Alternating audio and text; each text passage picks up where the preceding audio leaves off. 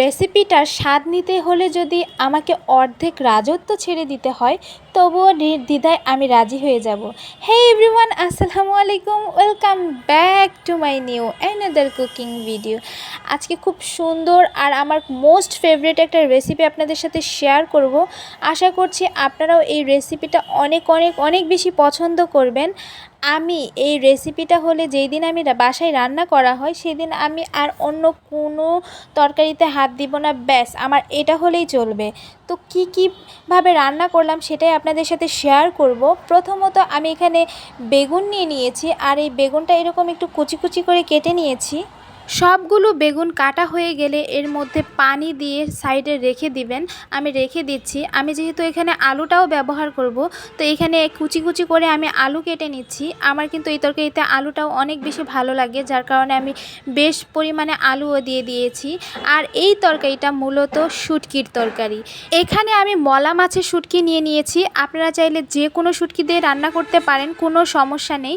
তো মলা মাছের শুটকি আমি মাথাটা ছাড়িয়ে নিয়েছি, আর এখানে গরম পানি দিয়ে কিছুক্ষণের জন্য ভেজে রাখছি। আর এখানে আমি একটা মশলা বানিয়ে নিব, সেটা হচ্ছে কাঁচামরিচ, পেঁয়াজ, রসুন, আদা সব কিছু একসঙ্গে পরিমাণ মতো দিয়ে দিয়েছি। দিয়ে আমি ব্লেন্ড করে নিব। ব্লেন্ড করে নিয়ে মূলত এই মশলাটা দিয়ে এই তরকারিটা আমি রান্না করব। সবসময় আমি এইভাবেই রান্না করি। আপনারা যদি আগের ভিডিওগুলো ফলো করে থাকেন তাহলে বুঝতে পারবেন। এইভাবে রান্না করলে কিন্তু খেতে খুবই মজা হয়। আপনারাও চেষ্টা করবেন যে এইভাবে রান্না করার জন্য। তারপর চুলায় একটা কড়াই বসিয়ে দিয়েছি। তারপর এতে দিয়েছি অল্প একটু আস্ত জিরা দেওয়ার পর এখানে আমি যে শুটকিগুলো গরম পানিতে ভিজিয়ে রেখেছিলাম ওইটা সুন্দরভাবে আমি ক্লিন করে নিয়েছি। আপনারাও নেবেন। ক্লিন করে নেওয়ার পরে তো তেলে দিয়ে বেশ কিছুক্ষণ ভেজে নিয়েছি। যখন মনে হবে শুটকিটা ভাজা হয়ে গিয়েছে তখন আপনি এখানে এই যে আমি যে মশলাটা বানিয়ে রেখেছিলাম সেই মশলাটা, আদা, রসুন, পেঁয়াজ, কাঁচামরিচ আর পাশাপাশি আমি জিরা বাটা দিয়ে দিয়েছি। দিয়ে খুব সুন্দরভাবে মশলাটা শুটকির সঙ্গে কষিয়ে নিয়েছি।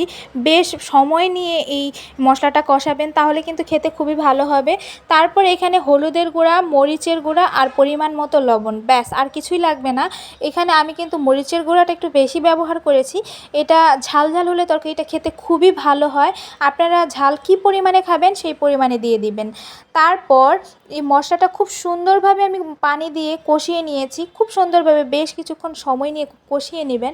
নেওয়ার পর আমি এখানে সবজিগুলো অ্যাড করছি। এখানে বেগুন আর আলু আর অন্য কিছু দেইনি। আর শীতের দিনে যদি সিম পাওয়া যায়, এখানে সিম দিলে সেটাও খেতে কিন্তু ভালো হয়। তারপর এই মশলাটা খুব সুন্দরভাবে আমি এই সবজির সাথে কষিয়ে নিয়েছি ঢাকনা দিয়ে ঢেকে।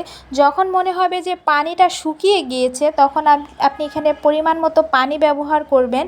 তো আপনি ঝোল কী পরিমাণে খাবেন সেই পরিমাণে এখানে পানি ব্যবহার করবেন।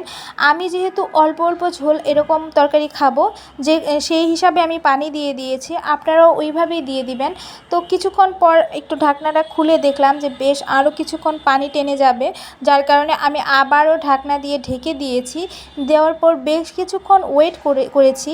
এই পর্যায়ে তরকারিটার এটাই হচ্ছে ফাইনাল লুক।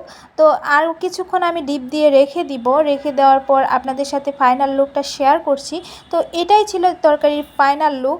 আমার বাসায় ধনিয়া পাতা ছিল না, যার কারণে আমি দিতে পারিনি। আপনার বাসায় থাকলে আপনি অবশ্যই ধনিয়া পাতাটা ব্যবহার করবেন এই পর্যায়ে। আমার এই ভিডিওটা কেমন লাগলো অবশ্যই জানাবেন। সবাই ভালো থাকবেন। আল্লাহ হাফেজ।